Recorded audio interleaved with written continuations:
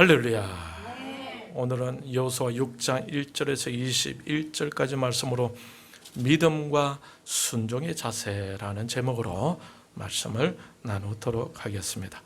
어떤 일본 경영자는 조직을 경영하는 데 있어서 꼭 필요한 것이 있는데, 그것은 뛰어난 직무 능력과 함께 인간적으로 존경을 받으며 모두를 위해 자신의 힘을 발휘하는 사람이라고 했습니다. 이러한 사람을 어떻게 부르느냐? 실력 있는 자라고 부릅니다. 이 땅에서 성공적으로 살아가기 위해서 무엇이 필요하겠습니까? 바로 이와 같은 실력이 꼭 필요하죠. 그러면 실력이란 좀 더 구체적으로 어떤 것을 말하는 것일까요? 실력과 비슷한 단어가 하나가 있는데 어떤 말이냐 하면은 바로 능력이라는 말입니다. 그런데 이 능력과 실력에는 약간의 의미상 차이가 있어요. 능력이란 어떤 일을 감당해낼 수 있는 최소한의 힘, 최소한의 범위를 말합니다. 예를 들면 어떤 일을 시키게 되게 되면 시간은 좀 걸리더라도 그 일을 해낼 수가 있다면 그것은 능력이 있다. 그거 할 능력은 있다라고 이렇게 볼 수가 있는 거죠. 그렇다면 실력이란 무엇을 말하는 것일까? 조금 전에 말씀드린 그런 능력을 가지고 연습을 많이 해서 보다 더 효과적으로 일을 잘 처리해낼 수 있는 힘을 가지게 될 때에 그것을 실력 있다라고 말합니다. 경영학 이론에 보게 되면 이런 내용이 있습니다. 성과는 능력과 실력에다가 태도를 곱하는 것이 성과다라고 하고 있어요.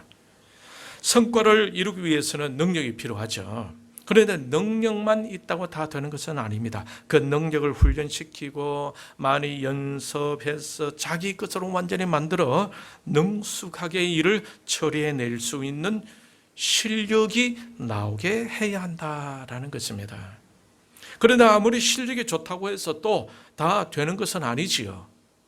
그 능력과 실력으로 많은 열매를 맺기 위해서는 태도가 좋아야 한다라는 것이 경영학의 원리입니다.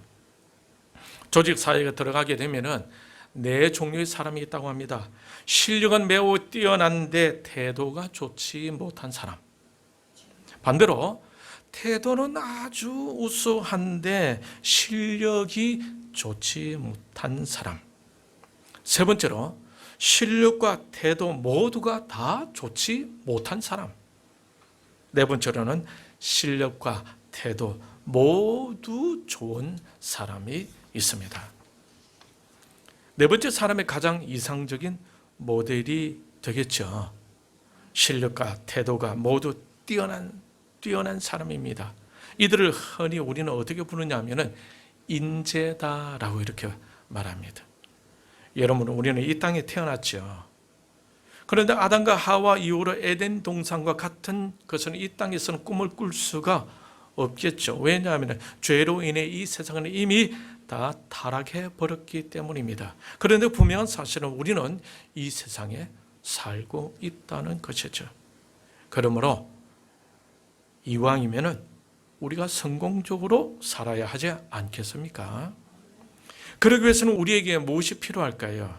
그것은 바로 좋은 실력과 좋은 태도가 필요합니다. 아무리 능력 있는 사람도 그 능력을 갈고 닦아서 실력으로 만들지 않으면 어떻게 될까요? 점점 도태해 가게 될 것입니다. 그런데 아무리 능력과 실력을 갖추고 있다고 하더라도 태도가 잘못되게 되게 되면 또한 좋은 성과를 거둘 수가 없을 겁니다. 그러니 실력과 태도는 성과가 있는 삶을 위해서 매우 중요한 것이다라는 거예요. 자, 그러면 우리의 신앙의 삶 속에서는 이와 같은 실력과 태도가 필요할까요? 필요하지 않을까요? 예, 좋은 실력과 좋은 태도는 역시 필요합니다. 그렇다면 그 실력과 태도를 오늘 본문에서 어떻게 적용시켜 보면 되겠습니까? 신앙생활을 하는 데 있어서 실력과 같은 것은 무엇일까요? 그것은 바로 믿음입니다. 그러면 태도는 신앙의 어떤 것과 같은 것일까요? 순종의 자세입니다. 자, 오늘 본문은 어떤 배경의 말씀입니까? 이스라엘 백성들이 모세가 죽자 지도자 여호수아를 따라 하나님께서 약속하신 땅으로 출발합니다. 광야 40년의 생활을 통해 하나님께서 그들을 낮추시면서 그들의 믿음을 다져주셨고, 마침내 하나님께서 약속하신 땅을 앞에 두고 요단강을 건너게 되었습니다. 요단강을 건너자 그들의 길을 딱 막고 있는 성이 하나 있었죠. 그 성 이름이 어떻게 됩니까? 여리고 성이었어요. 이 여리고의 성의 성벽의 넓이는 어느 정도 되는지 여러분 아십니까? 그 넓이가 2m 정도가 된다고 합니다.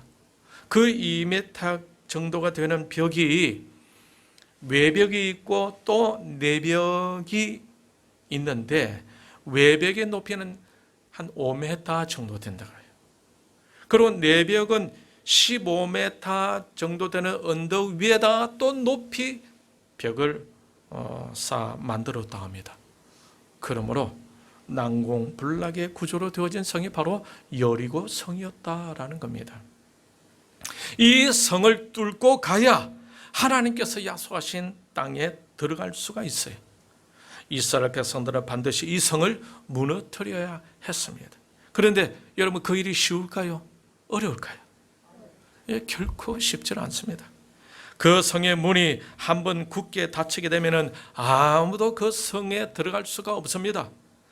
그 성을 무너뜨리고 정복하는 것이 이스라엘 백성들에게 당면한 과제였습니다.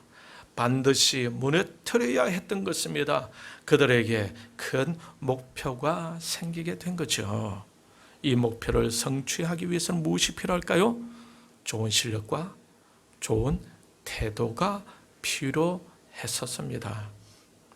그렇다면 이 여리고 성을 무너뜨리기 위해서 필요한 좋은 실력은 어떤 것이며 좋은 태도는 어떤 것이어야 할까요? 여러분, 영적 세계에서 일을 처리해내기 위해서 필요한 실력은 어떤 것이어야 합니까? 그 능력은 무엇으로 나타나는 것입니까? 믿음으로 나타나죠. 세상 일을 하기 위해서는 실력이 필요하지만 영적인 일을 위해서는 영적인 능력이 필요한데, 그 능력은 바로 믿음이다라는 거예요. 어마어마한 성을 앞에 두고 있을 때 2절을 보게 되면 하나님께서 지도자 여호수아에게 말씀하시죠. 뭐라고 말씀하십니까? 보라, 내가 여리고와 그 왕과 용사들을 너의 손에 넘겨주었으니. 이스라엘 백성들은 여리고 성을 보면서 깜짝 놀라지 않았겠습니까? 이 성을 어떻게 통과하지? 아마 그들에게는 막막한 일이었을 겁니다. 그런데 하나님께서는 뭐라고 말씀하셨습니까? 넘겨줄 것이다 라고 말씀하셨을까요? 넘겨주었다 라고 말씀하십니까? 넘겨주었다 라고 말씀하고 있습니다. 여호수아 1장 3절에서도 하나님께서 여호수아에게 말씀하시는데 어떻게 말씀하시느냐 하면은, 내가 모세에게 말한 바와 같이 너희 발바닥으로 밟는 곳은 모두 내가 너희에게 주었노니. 여기에서도 하나님의 이미 주었다고 말씀하시죠. 하나님은 이스라엘 백성들에게 그 밟는 땅을 이미 주기로 확정해 두고 이미 주었다고 표현하고 있는 것입니다. 오늘 본문에서도 똑같은 화법으로 말씀하고 계시는데 2절에 보면은, 보라, 내가 여리고와 그 왕과 용사들을 내 손에 넘겨주었으니. 넘겨주었다고 말씀하고 있죠. 하나님이 이미 마음으로 넘겨주기로 작정하셨으니 그것들을 이스라엘 백성들이 정복하게 될 것이다 라고 하고 있는 겁니다. 지금 현재는 전혀 이루어지지 않은 일이지만 하나님은 주식으로 먼저 작정하시고 주신 것으로 선포해 버린 거예요. 이 말씀을 들은 이스라엘 백성들에게는 무엇이 필요한 것일까요? 이미 주시겠다고 선포하신 하나님의 말씀을 누리려면 무엇이 필요합니까? 바로 믿음이 필요한 거죠. 사실 여리고성 앞에서는 인간의 실력은 무용지물입니다. 실력이란 인간적인 능력을 잘 다듬은 것을 말하는 것인데, 이 실력은 이 세상에서 성공적인 삶을 살기 위해서는 꼭 필요한 것입니다. 그러므로 신자인 우리도 이 실력을 쌓는 것에 게을리해서는 안 될 것입니다. 그런데 영적 싸움을 위해서 필요한 것은 무엇이라고 말씀드렸죠? 믿음이다. 요한복음 6장 63절을 보게 되면 살리는 것은 영이요 육은 무익하다라고 말씀하고 있어요. 그렇다고 실력을 부정하는 것은 아닙니다. 크리스천들이 이 세상에서도 성공해야 하지 않겠습니까? 성공하기 위해서 무엇이 필요하다고요? 실력이 필요한 거죠. 실력은 신자들에게도 반드시 필요한 것입니다. 그런데 실력보다 앞선 것이 무엇이겠습니까? 바로 믿음이다라는 겁니다. 이런 말씀을 들어본 적이 있을 거예요. 영권을 회복하면 인권이 회복되고, 인권이 회복되면 물권이 회복된다. 같이 한번 따라해 볼까요? 영권을 회복하면 인권이 회복되고, 인권이 회복되면 물권도 회복된다. 영적으로 회복되게 되면 사람들이 모인다 이 말입니다. 사람들이 모이게 되게 되면 물질도 오게 된다 이 말이에요.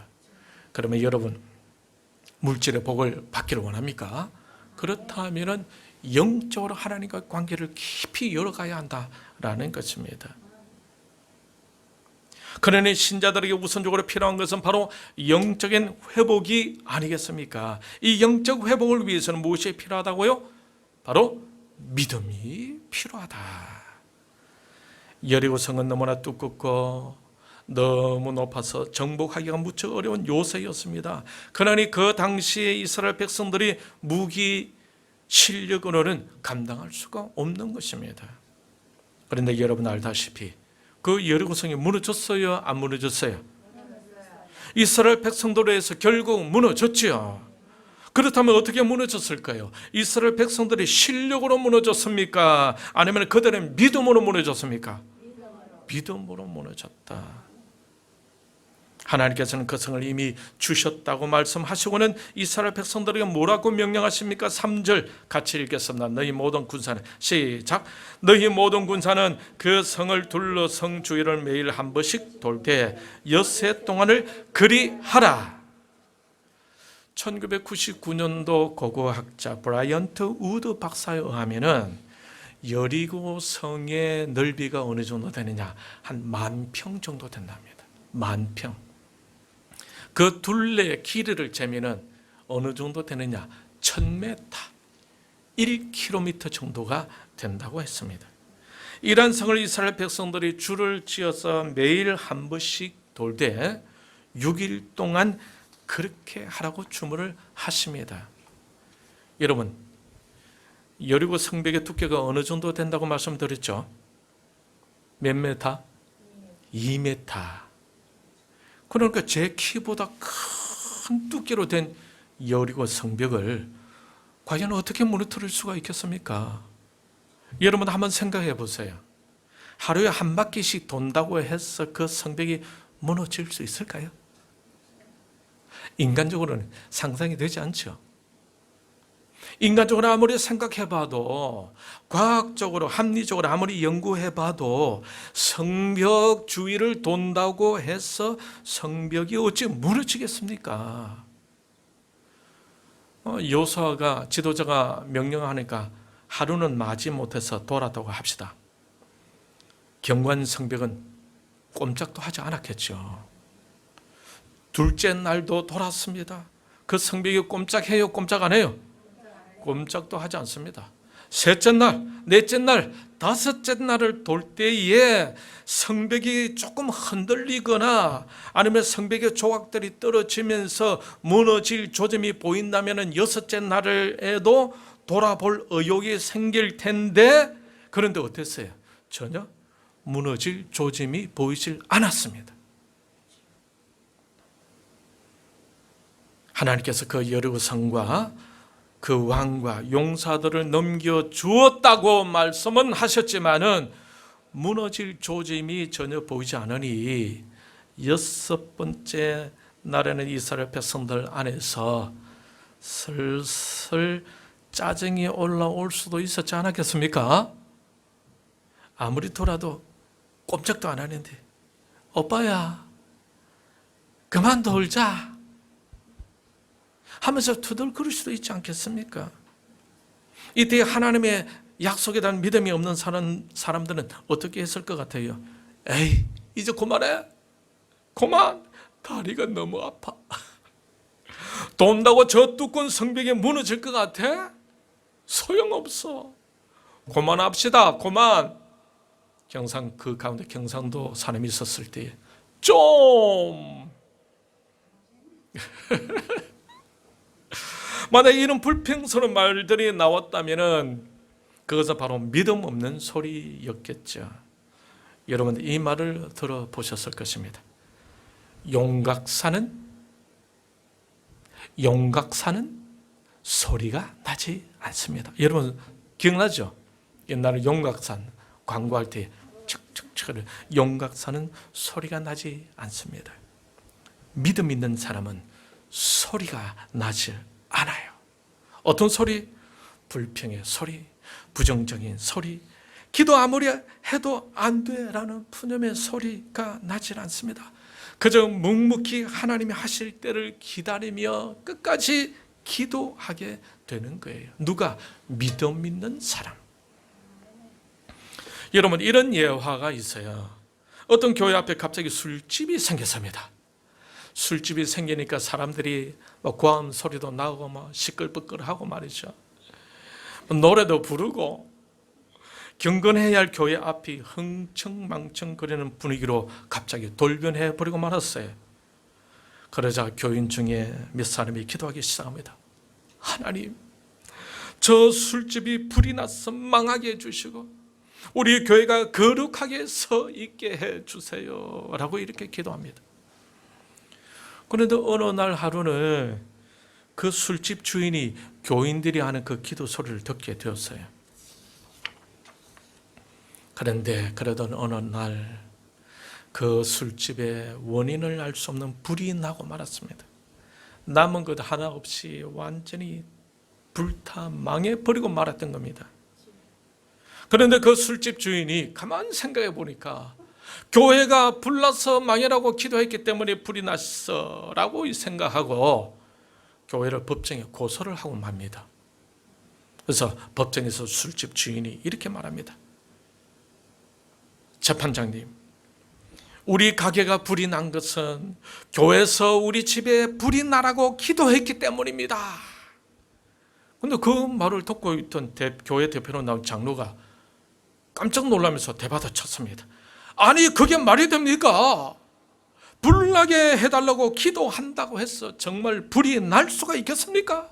말도 안 되는 소리입니다 라고 교회 장로가 그렇게 이야기를 했어요. 이 장로님의 말과 그 술집 주인의 말을 듣고 고민하는 판사는 이렇게 판결을 내립니다. 술집 주인은 기도의 능력을 믿으니 천국에서 하나님께 배상을 받으시고, 장로님은 기도의 능력을 믿지 않으니 앞으로 술집 망하라고 기도하지 마세요. 이스라엘 백성들의 여리고 성을 5번째 돌 때에도 하나님께서 그 성을 넘겨주었다라는 말씀은 여전히 유효한 말씀이었습니다. 다행히 이스라엘 백성들이 이 부분에 대해서 불평했다는 기록은 성경에 나오질 않습니다. 사랑하는 성도 여러분, 우리는 하나님의 약속을 붙잡고 나아가야 할 줄 압니다. 할렐루야. 하나님은 세상 끝날 때까지 우리와 함께 하시겠다고 약속하셨어요. 그 하나님께서 우리가 어렵고 힘들 때도 언제나 우리와 함께 하십니다. 할렐루야. 그러므로 우리는 우리의 환경과 여건이 좋지 않다 할지라도 하나님의 약속을 붙잡고 인내하며 끝까지 나아가야 할 줄 압니다. 할렐루야. 포기하지 말고 지칠 만한 때가 오더라도 약속 붙들고 기도하며 전진하며 최선을 다할 수 있기를 바랍니다. 할렐루야. 이런 가스펠송이 있죠. 안개가 날 가리워 내 믿음 흔들리려 할 때 나 주님께 나아가네. 주님은 산 같아서 여전히 그 자리에 계셔 눈을 들면 보이리라. 날 위한 그 사랑, 주는 나의 사랑, 나의 도움이시며 주의 계획 영원하시네. 주의 위엄 앞에 믿음으로 순종의 예배 드리리. 이스라엘 백성들은 여섯째 날에도 주님 약속 붙잡고 여리고성을 돌아왔습니다. 피곤이 쌓여오고 지쳐오기도 했었겠지만 그들은 그저 그렇게 말씀을 따라 약속 붙들고 여리고성을 돌았던 것입니다. 그런데 7일째 되는 날에는 어떻게 해라고 하나님은 명령하십니까? 4절 중간에 보면은 7째 날에는 그 성을 7번 돌며 그 제사장들은 나팔을 불 것이며 5절 제사장들이 양각 나팔을 길게 불어 그 나팔 소리가 너희에게 들릴 때는 백성은 다 큰 소리로 외쳐 부를 것이라. 그러면 그 성벽이 무너져 내리리니 백성은 각기 앞으로 올라갈지니라. 10절에서 여호수아는 하나님의 말씀을 듣고 이스라엘 백성들에게 명령합니다. 여호수아가 백성에 명령하여 이르되 너희는 외치지 말며 너희 음성을 들리게 하지 말며 너희 입에서 아무 말도 내지 말라. 그리하다가 내가 너희에게 명령하여 외치라 하는 날에 외칠지니라. 이렇게 해서 7째 날이 왔습니다. 새벽에 아침 일찍이 일어나서 제사장들은 여호와의 궤를 메고 제사장 7번 양각 나팔을 잡고 여호와 궤 앞에서 계속 행진하며 나팔을 불고 무장한 자들은 그 앞에 행진하며 후군은 여호와의 궤의 뒤를 뒤따르고 제사장들은 나팔을 불면서 행진합니다. 그렇게 7바퀴를 돕니다. 7번째 와서 제사장의 나팔을 불 때 여호수아가 백성에게 무엇을 명령합니까? 지금이다 외치라. 여호와께서 너희에게 이 성을 주셨느니라. 20절에서 여호수아의 명령에 순종하는 이스라엘 백성들을 볼 수가 있죠. 이에 백성은 외치고 제사장들은 나팔을 불며 백성의 나팔 소리를 들을 때 크게 소리 질러 외치니 어떻게 됐습니까? 성벽이 무너져 내린지라. 여러분, 이스라엘 백성들이 결국 여리고성을 무너뜨렸죠. 그들이 그 성을 무너뜨린 것은 그들의 실력 때문이었습니까? 아니면 믿음 때문이었습니까? 믿음 때문이었죠. 그러니 크리스찬들에게는 바로 믿음이 실력이다라는 겁니다. 그리고 이스라엘 백성들의 처한 상황은 불평과 원망을 충분히 할 수 있는 상황이었습니다. 그러나 그들은 하나님의 말씀과 지도자 여호수아의 권면을 받아들이고 믿음으로 순종하게 됩니다. 이 순종이 바로 자세예요. 태도. 순종하는 자세가 바로 복을 받을 수 있는 원리가 되는 것입니다. 믿음이 있고 순종의 자세가 있을 때 하나님의 기적을 경험하게 되는 것입니다. 우리는 이 세상에 살면서 성공해야겠죠. 성공해야 보다 더 효과적으로 잘 섬기는 사람이 될 수가 있지 않겠습니까? 그러기 위해서는 실력과 자세를 잘 준비해야 할 필요가 있습니다. 이것과 함께 무엇보다도 중요한 영적 전투에서 승리해야 하겠기에 무엇이 필요하겠습니까? 바로 믿음과 순종의 자세를 준비해야 한다라는 겁니다. 영적 전투에서 지면 이 세상에 우리의 삶도 질 수밖에 없기 때문입니다. 이 세상은 참 결코 만만치 않는 곳인 것 같아요. 그러므로 하나님의 자녀로서 좋은 실력과 좋은 자세를 구비하기 위하여 많은 노력을 할 필요가 있습니다. 저도 이제 지난 삶들을 돌아보게 되게 되면은 참 공부할 때가 있더라고요. 공부할 때, 공부를 할 때에 그때 공부를 해야 그 다음에 한 단계를 업 시켜 갈 수가 있는데 공부를 하지 않으면 어떡합니까? 그 위치에서 계속 유지되어져 버리는 거예요. 또 삶을 살다 보면 아주 힘을 쓰고 애를 쓰고 노력을 해야 할 때가 있어요. 그 때를 놓쳐버리게 되면 또 그 수준에서 계속 멈추게 되어집니다. 그러니 우리가 바로 좋은 실력과 좋은 자세를 구비해야 할 때, 그때를 놓치지 말아야 한다. 예. 그리고 영권이 회복해야 인권과 물권을 누릴 수가 있으니 믿음과 순종의 자세는 가장 우선적으로 필요한 것임을 여러분 명심할 수 있기를 바랍니다. 사랑하는 성도 여러분, 여러분은 먼저 영권을 회복할 수 있기를 축복합니다. 한번 주어지는 우리의 인생을 믿음과 실력 그리고 좋은 순종의 자세를 취하여서 하나님의 약속을 붙들고 승리하고 성공해서 보다 더 잘 섬길 수 있는 하나님의 백성들이 다 되어 주위에 있는 사람들에게 꼭 필요한 존재, 그들을 널리 이롭게 하며 잘 섬겨갈 수 있는 사람들이 될 수 있기를 주님의 이름으로 축원합니다. 이 사는 말씀을 생각하고 같이